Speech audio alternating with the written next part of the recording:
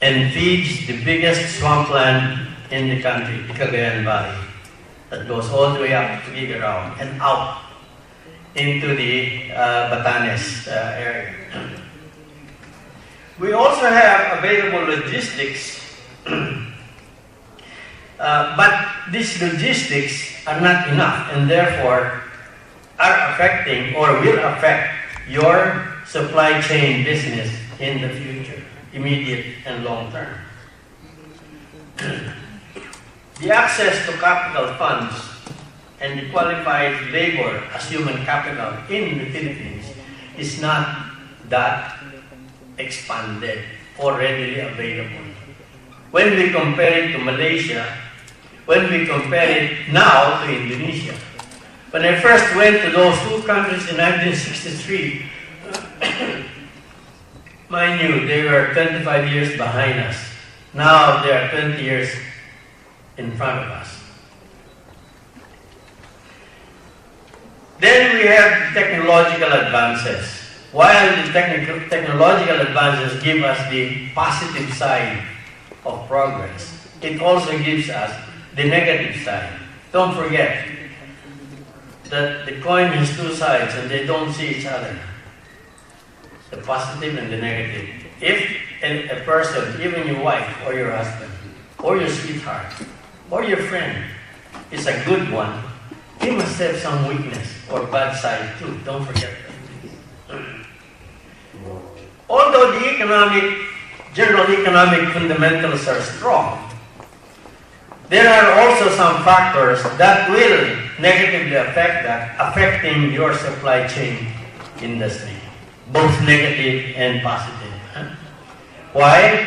Because the fundamentals, or so-called economic fundamentals, as the economists and bankers would like to say, and I suspect they don't want us to understand it fully, merely says, hey, we have an excess in our international reserve. And therefore, the Philippine peso, in the context of its foreign exchange, vis-a-vis the American dollar, the Japanese yen, the German Deutschmark, the French franc, the British pound, and so forth, is stable. But don't forget, please, that because of the lack of employment opportunities in the Philippines, for most Filipinos, the farmers are not going back to our farms. The average Filipino farmer now is 65 to 67 years old, which means his children are not going back to farm. They're going out as OFWs. And they send the money back. And $21 billion last year came in as part of their remittances to their families. Those of you who have gone out the provinces and have seen along the highway, how many houses are new, made of cement, entirely different from their neighbors, are most likely built out of OFW remittances. That's 21 billion. So, that is included as part of our economic fundamentals, but that is not in reality a part of the money of the government. That is private money. But the central bank, what it does in practice right now, gets all remittances first before it's given out to the bank, correspondent bank of the remitting person overseas. And the central bank uses this overnight, at least overnight, for lending.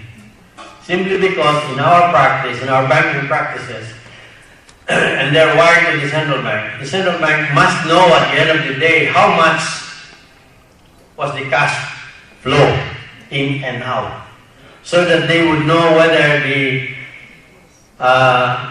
ratio of capital to its paid up capital to its operating capital would follow the requirement of the law.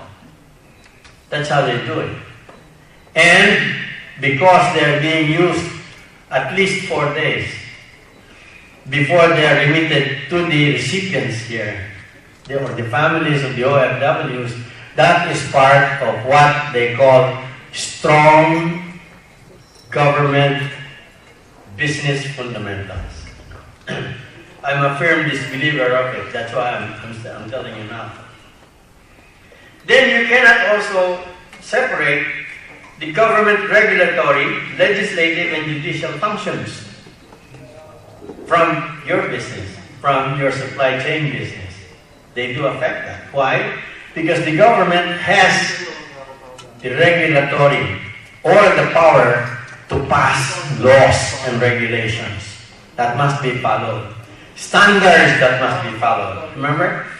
If you have a new product and you're introducing a medical product here, you must undergo some kind of testing and certification by the government that you are indeed safe to be used by the Filipinos.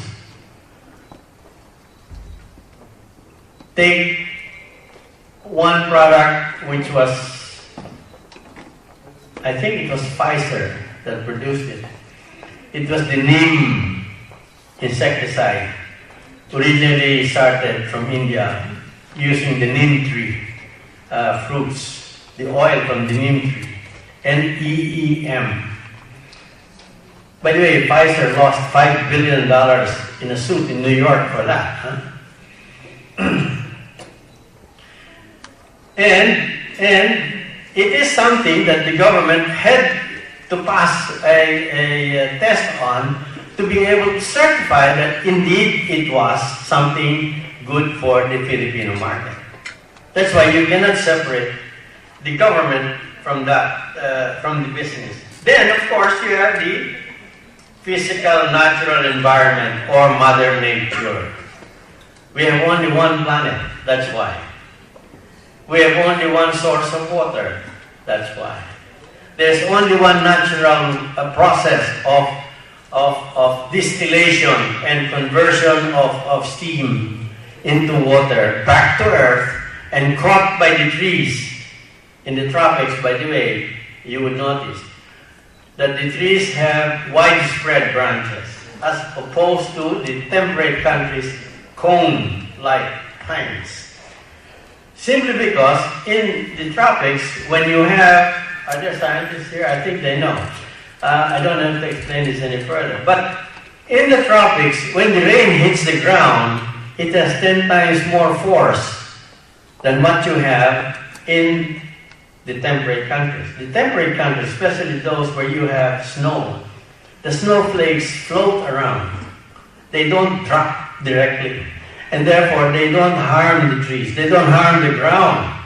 They pile up, yes. But in the tropics, and that is 20 degrees above the equator and 20 degrees below the equator, you have that force which erodes the ground, washes it away down the mountain. That's why you need the trees to catch those rain. 85% of what comes down as rain and washes away the soil is caught by the leaves and released into the ground, the aquifer, which goes down as far as 2 or 3 kilometers underneath the earth, where we get our human fresh water, are formed. What are the realities? Let me go to the realities now. Like I said earlier, our population breaks the 100 million mark next year. Next year is also going to be an election year.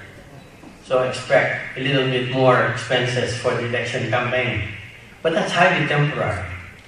That's where most of the kassunduan happens. You know. Globally, the population is now 7 billion. And it's going to be almost 10 billion in 2050. Life expectancy is going to be about 80 years average due to the progressive advance in medical science. Food security, water shortage, and renewable energy will be top priorities of international communities. Some even say, the doomsday sayers are saying, water may even cause the Third World War. I doubt it really very much, because they are going to invent more machines for desalination to get as much water from the earth, from the sea, than go to war. The Philippine domestic supplies for food manufacturing will still be insufficient for the next 10 years. I'll repeat that. Our domestic supplies for food manufacturing will still be insufficient for the next 10 years. So we will still be importing rice, corn, meat, dairy products, fish, root crops, and so forth. By the way, in case you don't notice, the marine territory of the Philippines has expanded 6 times. Under the United Nations Convention on the Law of the Seas, which grants a 200-mile limit from the nearest shoreline out as the economic zone, special economic zone of any country. That's one reason this practice is ours. It's 1,800 miles away from China. It's only 80 to 120 miles away from Palawan. So it's ours, not theirs. Unfortunately, we don't have the military might. We can only say what is might is right, not what is. We can only say what is right is might, not what might is right. The Chinese are saying we have power, firepower, the planes, the navy, and therefore we are right.